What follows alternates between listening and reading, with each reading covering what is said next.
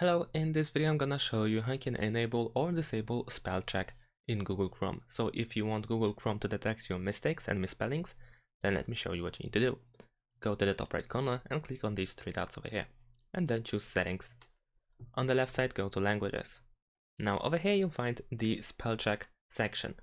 You can enable and disable the spell check by moving the slider to the left or to the right. Simply click on the slider to do that.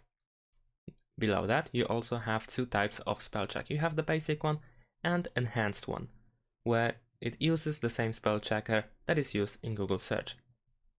So if you want to use the enchanted one, you can also below that change or actually switch on or off the languages which will be used with the spell checker.